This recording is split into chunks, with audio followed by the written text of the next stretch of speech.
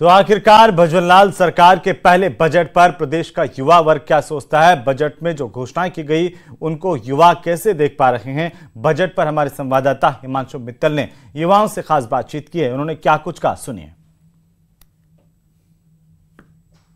अपना पहला बजट पेश कर दिया और इस बजट में मोटे तौर पर यंगस्टर्स को खुश करने की कोशिश की गई, युवाओं को तरजीह इस पूरे बजट के अंदर दी। और फिलहाल इस बजट पर प्रतिक्रिया लेने के लिए हम कोटा के स्टूडेंट, कोटा के युवाओं के साथ में ही हैं। कोटा के राजकीय महाविद्यालय से ये आप यंगस्टर्स की टीम देख सकते हैं जो बजट पर अपनी प्रतिक्रिया देगी, क्योंकि इनका मानना है कि यंगस्टर्स के लिए बहुत कुछ इस बजट से निकल करके आया। क्या लगता है, क्या आया, कितनी उम्मीदें थी? जितनी उम्मीदें थी पूरी हुई? सर्वप्रथम तो राजस्थान में नई सरकार बनी है, इससे सभी युवाओं को खुशी भी है, क्योंकि जो पुरानी सरकार थी वो युवाओं के बेरोजगारी के विषय पर भी काम नहीं कर पाई, महिला उत्पीड़न पे भी काम नहीं कर पाई। लेकिन अभी जो युवाओं और छात्राओं को ये उम्मीद है कि अब जो नई सरकार बनी है वो फुल एक्शन मोड में है, तो वो युवाओं के लिए, युवाओं की बेरोजगारी जो अभी बहुत ज़्यादा बढ़ चुकी थी उसको कम करेंगी, युवाओं के लिए अधिकतर रोजगार के मौके वो लाएंगी और महिला सुरक्षा पर काम करेंगी। इसके अलावा हम शिक्षा के क्षेत्र में जब हम बात करते हैं, शिक्षा के क्षेत्र के लिए जो बजट का हिस्सा है उसमें से 10% हिस्सा शिक्षा के क्षेत्र में काम में लिया जाए, खर्च किया जाए। और क्योंकि शिक्षा, अभी हम लोग देखते हैं कि शिक्षा के क्षेत्र में बहुत कमियां थी जो पूर्ण नहीं हो पा रही थी, तो ये इस सरकार से हमारी यह उम्मीदें हैं कि शिक्षा के क्षेत्र में 10% हिस्सा वो दें। तो आपको क्या लगता है, क्या मिला? उम्मीदें पूरी हुई?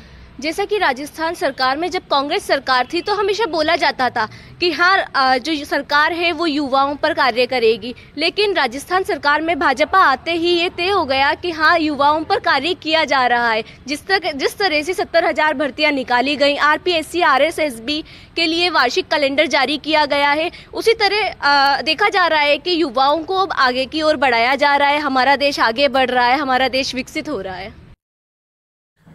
तो वहीं भजनलाल सरकार का बड़ा फैसला, राजस्थान में ट्रांसफर से रोक हटाने के आदेश जारी किए गए हैं। इस वक्त की सबसे बड़ी खबर हम आपको बता दें, 10 से 20 फरवरी तक प्रतिबंध हटाया गया है।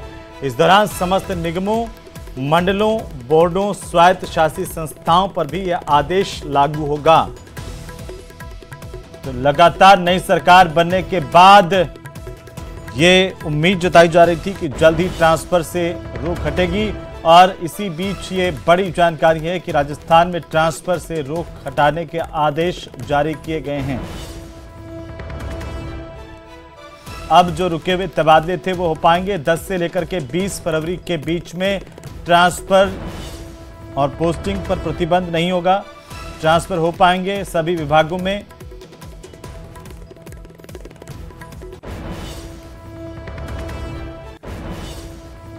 चलिए आगे बढ़ेंगे। धनराज सोलंकी सीएम भजनलाल शर्मा के नए मीडिया सलाहकार बनाए गए हैं। इस बारे में प्रदेश सरकार के कार्मिक विभाग ने आदेश जारी किए हैं। धनराज सोलंकी भाजपा राजस्थान के प्रदेश आईटी संयोजक हैं, जिन्हें मुख्यमंत्री का मीडिया सलाहकार नियुक्त किया गया है।